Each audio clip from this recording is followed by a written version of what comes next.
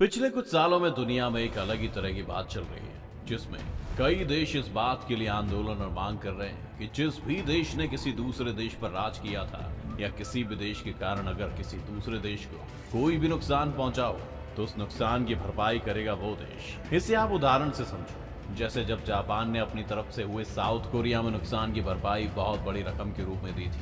लेकिन दोस्तों, ये कहानी जापान की नहीं बल्कि ब्रिटेन की है। इस समय सबसे ज्यादा ब्रिटेन पर यह दबाव बनाया जा रहा है कि उन्होंने जिस जिस देश पर राज किया था और वहां की अर्थव्यवस्था को बर्बाद किया था, उसका हर्जाना ब्रिटेन को चुकाना चाहिए।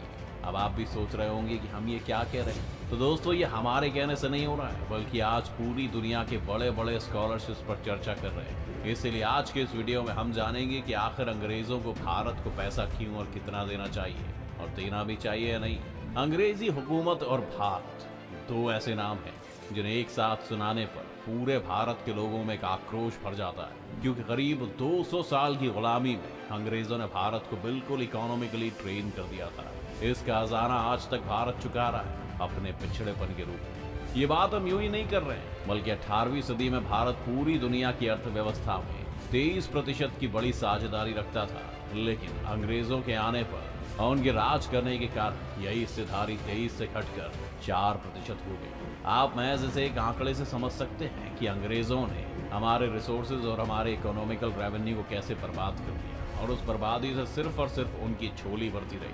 अगर आपको अब भी थोड़ा धुंधला हो रहा हो तो हम आपको बता दें कि एक समय जब पूरी दुनिया में इंडस्ट्रियल रेवोल्यूशन फैला हुआ था, तब अंग्रेज भारत पर राज करना शुरू कर चुके थे।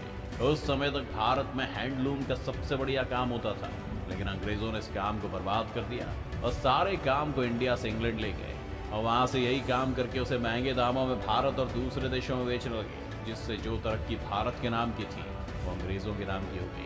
अगर सिर्फ इकोनॉमिकली लूटने की बात करें तो अंग्रेज भारत से 45 ट्रिलियन डॉलर्स यानी कि लगभग इतने 319297500000000 रुपए की संपत्ति लूट कर ले गए।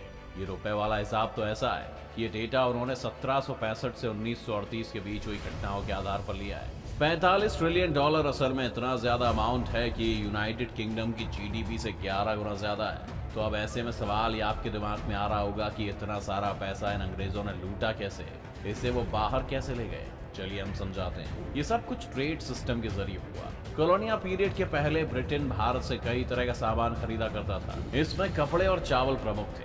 भारतीय विक्रेताओं को अंग्रेजों की तरफ से कीमत भी उसी की तरह से मिलती थी जिस तरह से अंग्रेज बाकी देशों में व्यापार करते थे, यानी चांदी के रूप में। मगर 1765 के बाद ईस्ट इंडिया कंपनी के विकास के साथ ही पूरे भारतीय व्यापार पर उनका राज हो गया। इसके बाद ईस्ट इंडिया कंपनी ने कई तरह के टैक्सेस लगाए। ये टैक्स व्यापारियों और आम आदमी दोनों के लिए थे। इन टैक्सेस से कंपनी की आमदनी बढ़ गई और इसी आमदनी का 1/3 हिस्सा वो भारतीयों से सामान खरीदने पर खर्च करते थे, यानी जो टैक्स व्यापारी देते थे उसी टैक्स का एक हिस्सा उनसे ही सामान खरीदने के लिए खर्च कर दिया जाता था।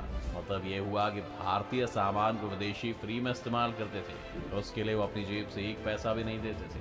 ये किसी स्कैम की तरह था और भारतीय व्यापारी इसके बारे में सोच भी नहीं सकते थे, क्योंकि जो एजेंट उनसे टैक्स लेने आता था वो कुछ नहीं खरीदता था, और जो एजेंट सामान खरीदने आता था वो टैक्स नहीं लेता था।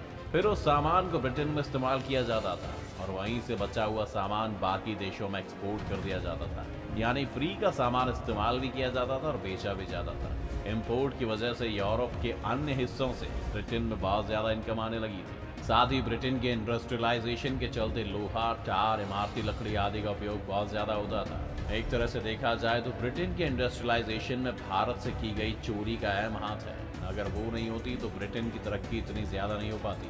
सस्ते दामों पर खरीदे गए सामान को ज्यादा दामों में बेचकर ब्रिटेन ने न सिर्फ 100% प्रॉफिट कमाया, बल्कि उस पर और ज्यादा रेवेन्यू भी कमाया। जब ब्रिटिश राज भारत में 1847 तक पूरी तरह से लागू हो गया था, उस समय नया टैक्स एंड बाय सिस्टम लागू किया गया। ईस्ट इंडिया कंपनी का काम कम हो गया और भारतीय व्यापारी अब खुद एक्सपोर्ट करने के लिए तैयार हो गए। लेकिन उस पर भी ब्रिटिश राज ने यह ध्यान रखा कि जो भी इनकम और प्रॉफिट हो वो भारतीयों की जेब में न जाकर सीधे लंदन ही जाए। ये तो हो गई पैसों से पहुंचाई गई क्षति। इसके अलावा अंग्रेजों की देन थी कि भारत दूसरे विश्व युद्ध के दौरान उन्होंने बंगाल में अकाल को फैलने दिया, जिसके आंकड़े आप सुनकर कांप जाएंगे।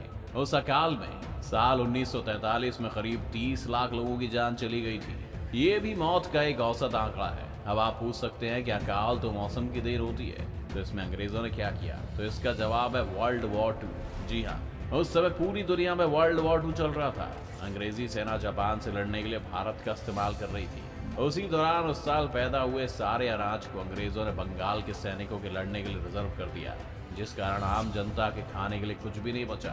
और वर्ल्ड वॉर के चलते जो फसलें खेतों में थी, उसमें सैनिकों के आने जाने और गोला बारूद की वजह से वो फसल भी बर्बाद हो गई थी, जिस कारण लोगों के खाने के लिए कुछ भी नहीं बचा था और लोग मरने लगे थे। इसीलिए ब्रिटेन की जिम्मेदारी बनती है कि वो इतने बड़े लेवल पर हुए नरसंहार के लिए रिपेरेशन अमाउंट पे करे, यानी कि अगर आम भाषा में बोलें तो हर्जाना। बंगाल अकाल के अलावा और नुकसान पर आए तो अंग्रेजों ने जिस तरह से भारतीय सिपाहियों को विश्व युद्ध में इस्तेमाल किया था और उनकी मौत के बावजूद उन्हें कोई हर्जाना और उनकी कुर्बानी की कोई पहचान नहीं मिली, उसके लिए भी अंग्रेजों को रिपेरेशन चुकाना होगा। अब शहीदों की कुर्बानी की बात हो और जलियांवाला बाग याद ना आए तो ऐसा कैसे हो सकता है? और जलियांवाला बाग की तरह ही कई ऐसी घटनाएं हैं जहां अंग्रेजों ने ह्यूमैनिटी के खिलाफ जाकर भारतीयों के साथ शोषण किया था, जिसे कभी भी भुलाया नहीं जा सकता है। इसीलिए मांग बिल्कुल जायज है कि अंग्रेजों ने जिस तरह भारत की आर्थिक और मानवीय संपदा को बड़ा नुकसान पहुंचाकर उसे खुद के फायदे के लिए इस्तेमाल किया है, उसके लिए अब उसे हर्जाना चुकाना चाहिए। और भारत के साथ ही साथ अंग्रेजों ने भी और जिन देशों के साथ ऐसा किया था, उन्हें भी अपने लिए मांग रखनी चाहिए। इसे लेकर बड़े बड़े लोग तो बहुत सी कहानियां बना रहे हैं, लेकिन अगर ऐसा है, ब्रिटेन ऐसा करता है या उसे मजबूरन करना पड़ता है, तो इससे भारत की इकोनॉमी को बहुत बड़ा फायदा होगा। आपकी इस मामले में क्या राय है दोस्तों, हमें कमेंट करके बताइए। साथ ही अगर आज की वीडियो आपको पसंद आई हो तो इसे लाइक करने के साथ साथ अपने दोस्तों और रिश्तेदारों के साथ शेयर जरूर कर दें। अगर आप ये वीडियो YouTube पर देख रहे हैं तो चैनल को सब्सक्राइब करके बेल आइकन दबा दें। अगर आप ये वीडियो Facebook पर देख रहे हैं तो Facebook पेज को जल्दी से लाइक करें। फिलहाल के लिए इतना ही, अभी के लिए दीजिए हमें इजाजत। आपसे मुलाकात होगी अगली वीडियो में। शुक्रिया।